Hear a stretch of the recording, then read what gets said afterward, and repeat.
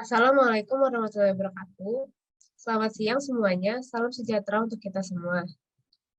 Perkenalkan, kami dari kelompok 4 yang terdiri dari saya, Akila Nasyira, Salsabila Delia Pranata, dan Vini Alfi Fadila.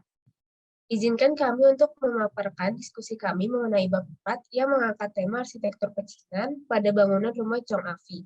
Berikut adalah hasil diskusi kami.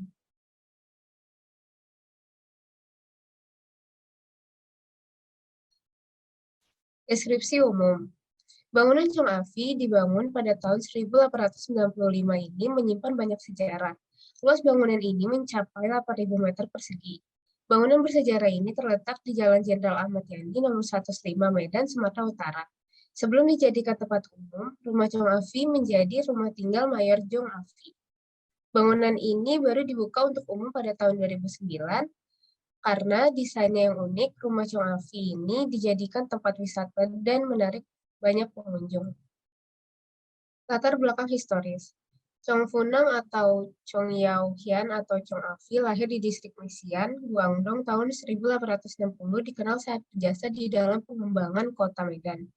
Bersama dengan kakaknya, Chong bersaudara tumbuh sukses dipengaruhi hubungan dengan penguasa Belanda dan Kesultanan Delhi, serta pengusaha Cina di Sumatera melahirkan bisnis besar seperti real estate, pertambangan, bank, rel kereta api, kelapa tembakau, dan perkebunan kelapa sawit, karet, teh, dan gula. Peninggalan-peninggalannya masih dapat dilihat sampai dengan saat ini di kota Medan.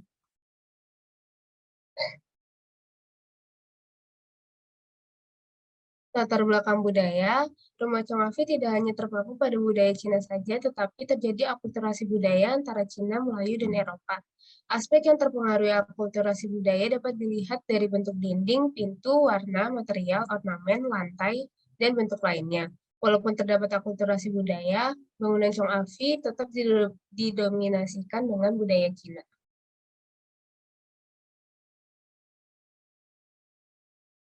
Berikut merupakan contoh akulturasi budayanya. Yang pertama, rumah ibadah satu itu mengikuti gaya arsitektur Cina, rumah makan mengikuti gaya arsitektur Melayu, dan plafon mengikuti gaya arsitektur Eropa. Selanjutnya, latar belakang ekonomi. Pada masanya, Chong Afi ini dikenal sebagai seorang pebisnis sukses.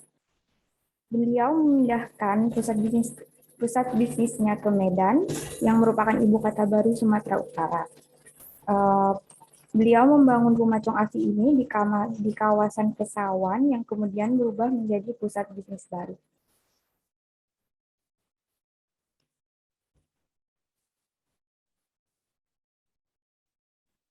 Selanjutnya, untuk latar belakang arsitektur, rumah Chong Afi ini menerapkan 3 gaya arsitektur, yaitu arsitektur Cina, arsitektur Melayu, dan arsitektur Eropa.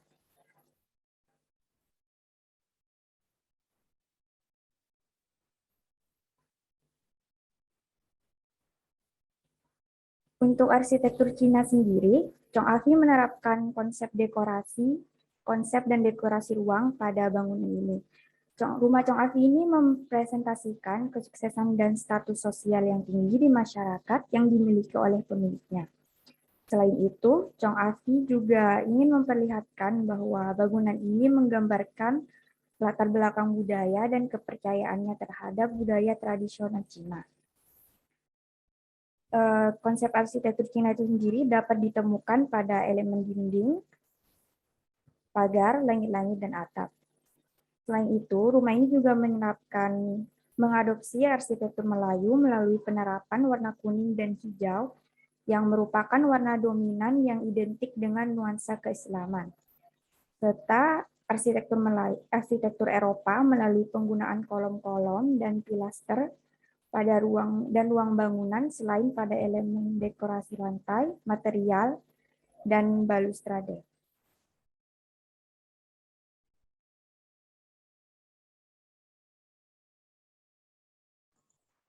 Berikutnya adalah konsep kosmologi. Konsep kosmologi ini digunakan dalam arsitektur rumah Chong Afi. Filosofi arsitektur tradisional Cina yang diterapkan adalah 1.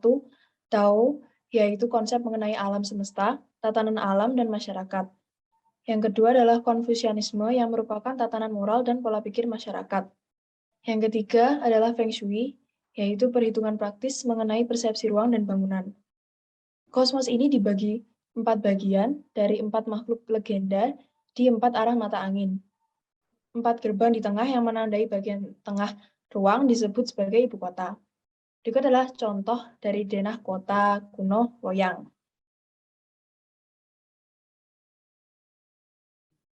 Selanjutnya, dengan kosmologi yang sama, bentuk arsitektur. Berikut adalah contoh kota ideal atau Tang.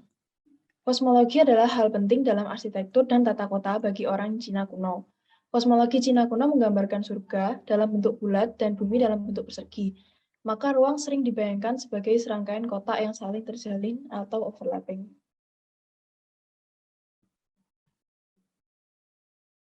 Karakteristik bentuk arsitektur dinding pembatas. Dalam bahasa Mandarin, kata untuk kota dan dinding terdengar serupa, cheng. Berikutnya adalah konsep desain ruang. Yang pertama adalah aksis.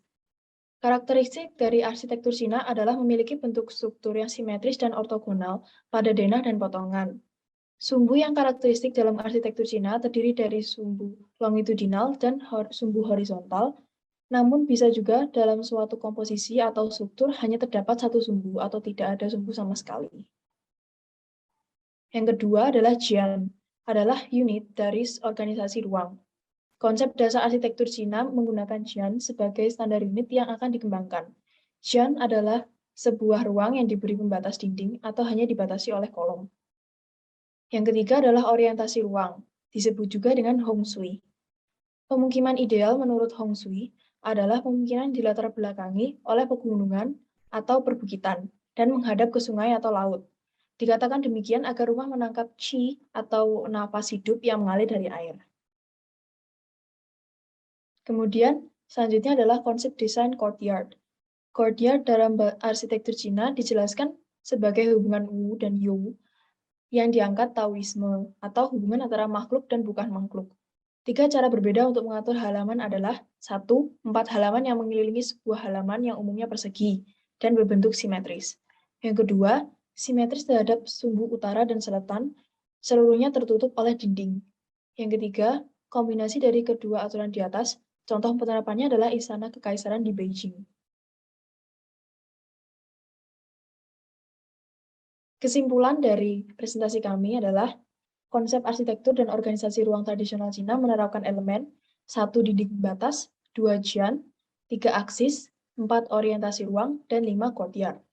Sedangkan konsep kosmologi arsitektur tradisional Cina menggunakan Dao, Konfusianisme, dan Feng Shui. Sekian presentasi dari kelompok kami. Terima kasih atas perhatiannya. Wassalamualaikum warahmatullahi wabarakatuh.